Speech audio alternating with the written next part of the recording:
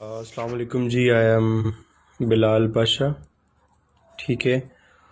और मैंने C S S 2018 qualify किया था। ठीक है। उससे पहले I was working in Punjab agriculture department as a grade 17 officer, and उससे पहले I was sub inspector in Punjab police and all that. मैं तकरीबन एक साल मैंने जो है वो नोवा में यूएस हिस्ट्री पढ़ाई। ठीक है। और अभी मैं इंडिविजुअली यूएस हिस्ट्री पढ़ा रहा हूँ। तो अक्सर लोग पूछते हैं कि यूएस हिस्ट्री की तैयारी बगैर किसी कोचिंग के, बगैर घर बैठे कर सकते हैं? तो जी बिल्कुल कर सकते हैं। मैं आपको एक प्लान बताता हूँ, उस प्लान को आप फॉलो करें तो आप यूएस हिस्ट्री कर सकते हैं। सबसे पहले हम इसको देखते हैं कि यूएस हिस्ट्री हम कैसे जाना घर बैठे कर सकते हैं या किसी की कोचिंग के बगैर कर सकते हैं। तो आप क्या करें कि आप 2016, 2017, 18, 19, 20 इनके ना पेपर निकालें। ठीक है। पेपर निकाल के आप उनको पेपर्स को देखें, और पेपर्स को देखने के साथ आप एक काम करें, आप कोर्स निकालें यूएस हिस्ट्री का, एफपीएससी का सिलेबस निकालें। ठीक है। और एफपीएससी का सिलेबस निकाल के उसमें से टॉपिक्स देखें। अब ब्रॉडर टॉपिक्स क्या होंगे? कॉलोनाइजेशन होगी कि यूएस की कॉलोनाइजेशन कैसी हुई, उसके बाद यूएस की इंडिपेंडेंस कैसे हुई। अच्छा, जब आप ब्रॉडर टॉपिक्स निकाल लेंगे तो आप इन टॉपिक्स में देखें कि यार ये यूएस हिस्ट्री है और ये इसके पेपर्स हैं।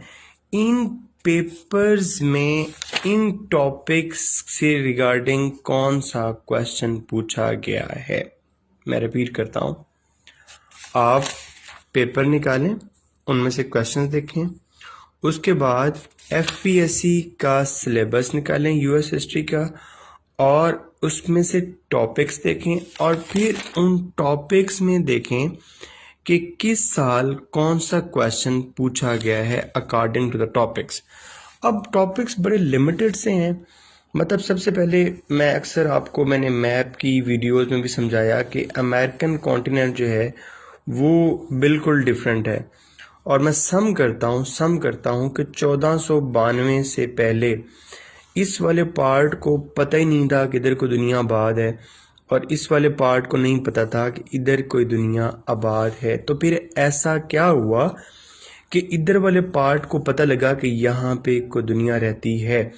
तो हमारा जो पहला टॉपिक हो जाएगा वो ये हो जाएगा, रीजंस ऑफ अमेरिकन कॉलोनाइजेशन, कि वो कौन सी रीजंस थी, वो कौन सी वजूहात थी जिनकी वजह से अमेरिकन कॉलोनाइजेशन हुई।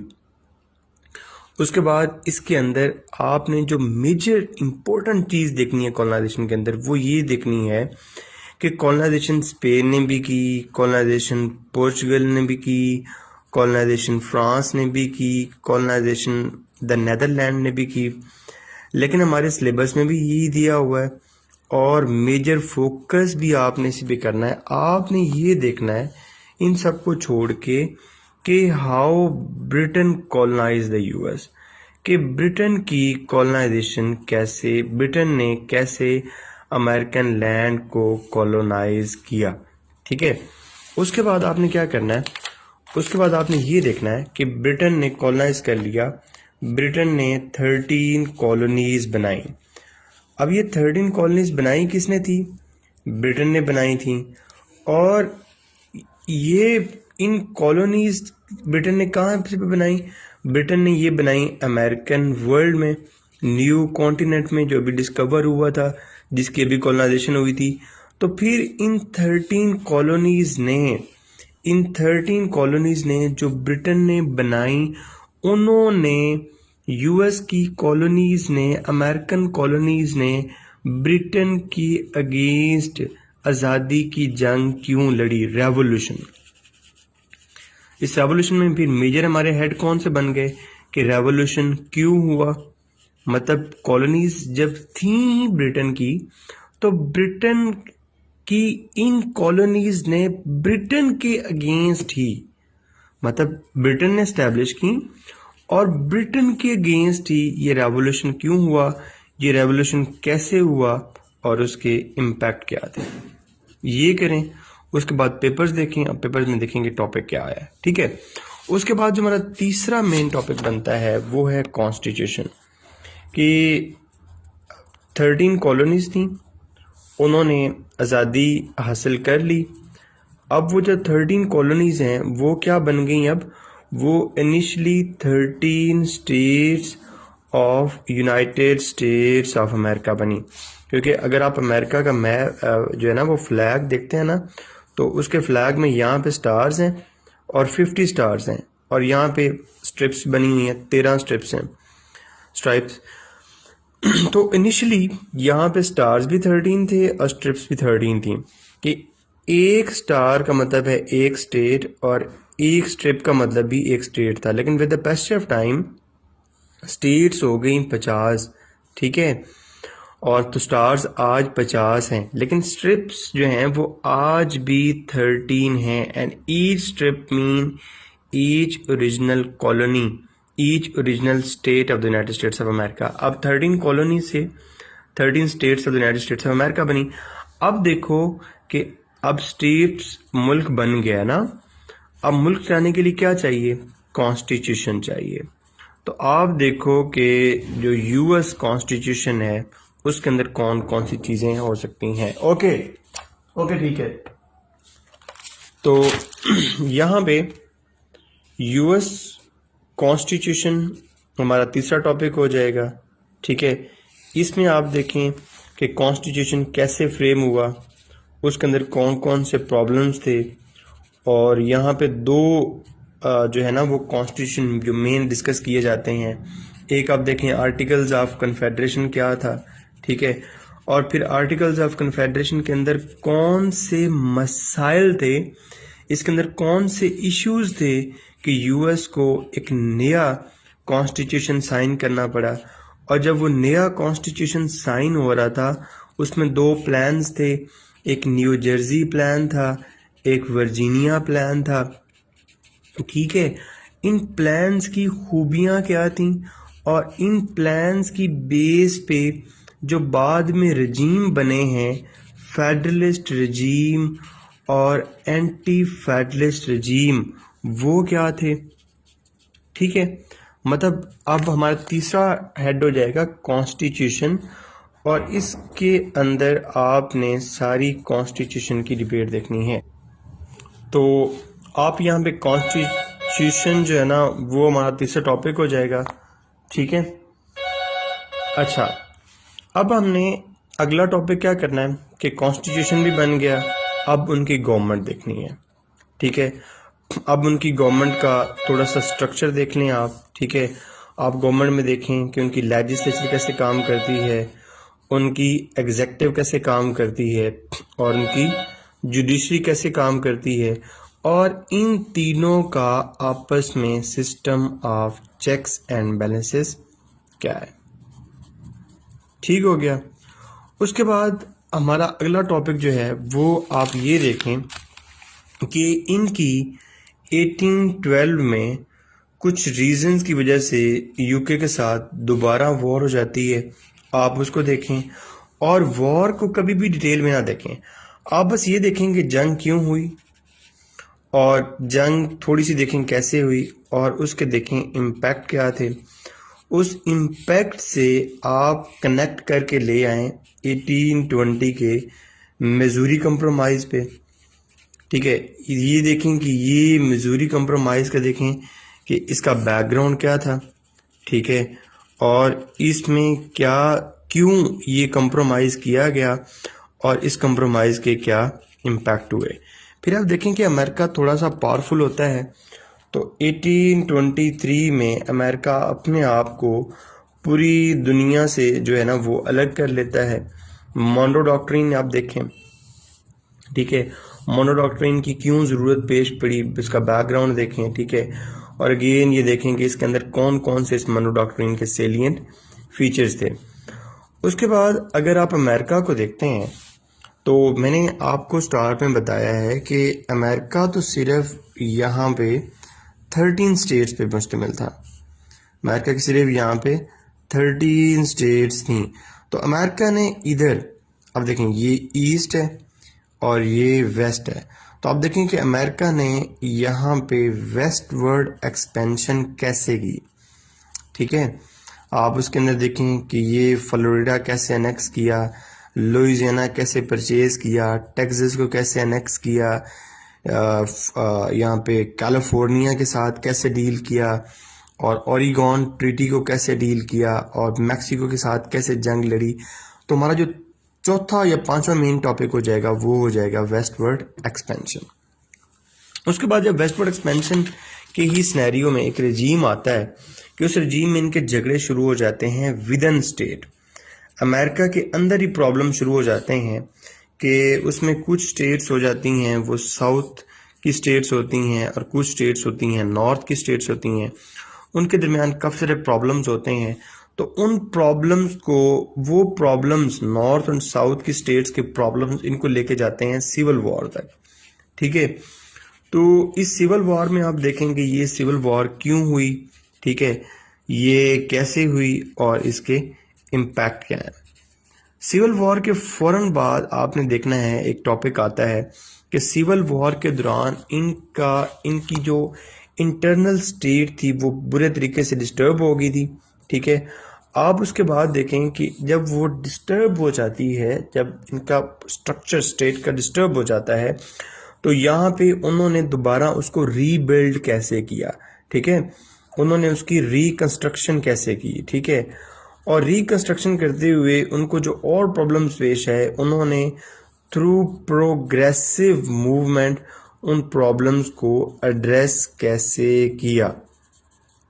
ठीक है, उसके बाद हमारा जो है यूएस हिस्ट्री ऑलमोस्ट ख़त्म हो जाती है और हम एंटर हो जाते हैं एक ऐसे पीरियड में जिसको आईआर कहते हैं। ठीक है, अब यही तो फ़ायदा है कि यूएस हिस्ट्री का कोर्स आईआर के साथ ओवरलैप करता है। क्यों? अब आपने देखना है कि आपने वर्ल्ड वार 1 देखनी है, उसके अंदर यूएस का रोल देखना है। ठीक है, और आपने वर्ल्ड वार 2 देखनी है, उसके अंदर आपने यूएस का रोल देखना है। और इन दो वॉर्स ने यूएस को कैसे इम्पैक्ट किया, ये सबसे मेन इम्पोर्टेंट बात है। उसके बाद आपने ये देखना है कि 1929 में या 1920s और 1930s में एक फिनोमेना आया, वो सिर्फ यूएस के अंदर नहीं था बल्कि उस फिनोमेना की वजह से पूरी दुनिया अफेक्ट हुई थी। उसको कहते हैं ग्रेट डिप्रेशन। और आपने देखना है कि ग्रेट डिप्रेशन पूरी दुनिया में आया, यूएस में भी आया। यूएस ने उसको सॉल्व करने के लिए एक डील दी, उसको कहते हैं न्यू डील। ठीक है, उसके बाद आपने वर्ल्ड वार 2 तक मैंने आपको पहले बता दिया था। वर्ल्ड वार 2 के बाद आपने एक चीज़ देखनी है कि यहाँ पे अब ब्लैक्स जो है ना वो अपना आवाज़ बुलंद करते हैं कि हमें राइट्स मिलने चाहिए। तो ब्लैक्स को राइट्स देने के लिए एक मूवमेंट जो बड़ी पहले से शुरू हुई होती है, उसको कहते हैं सिविल राइट्स मूवमेंट। आपने इस पीरियड के अंदर ये देखना है कि सिविल राइट्स मूवमेंट को कैनेडी ने और कुछ लोगों ने कैसे कैसे एड्रेस किया। और उसके बाद आगे सारी कोल्ड वॉर है। कोल्ड वॉर में आप यूएस का रोल देखेंगे, यूएसएसआर के साथ वो कैसे कंपटीशन में था।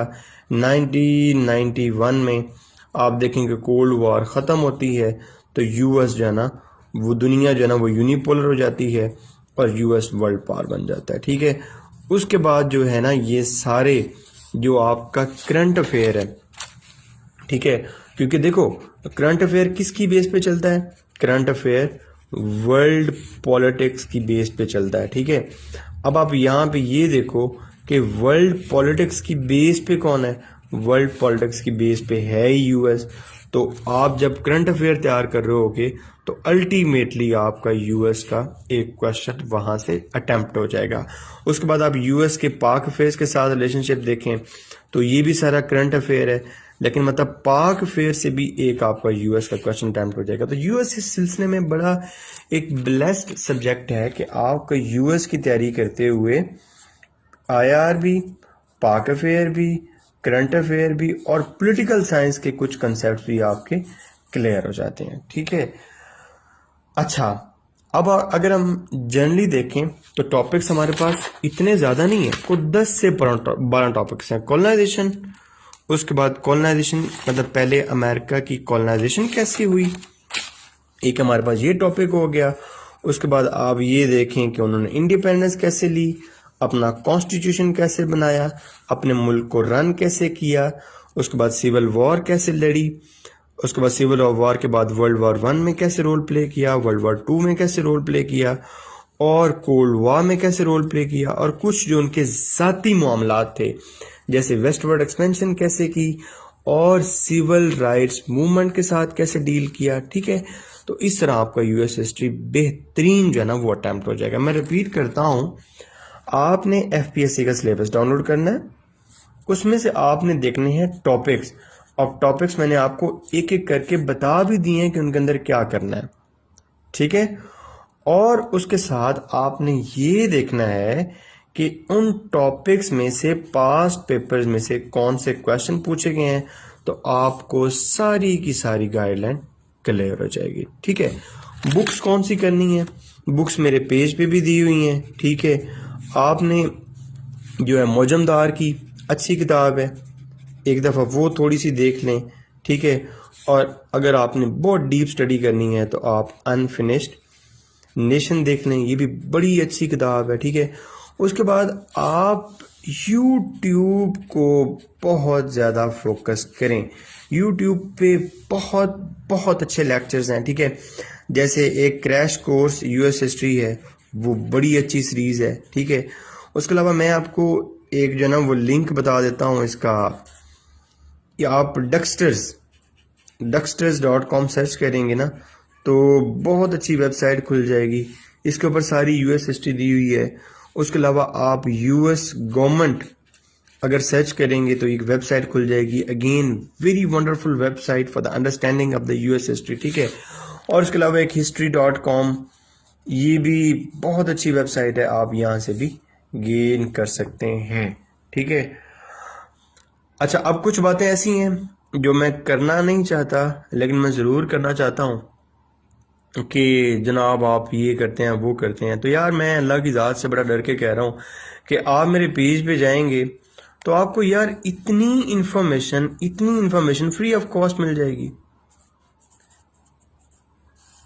तो मुझे उसमें क्या बेनिफिट है, वो आपके बेनिफिट के लिए। रिगार्डिंग मेरा है तो यार मैं 8 क्लासेस लेता हूँ। ठीक है, और हमारी एक क्लास जो है ना वो 3 घंटे की होती है, और इसमें हमारे 24 जो है ना वो वर्किंग आवर्स होते हैं।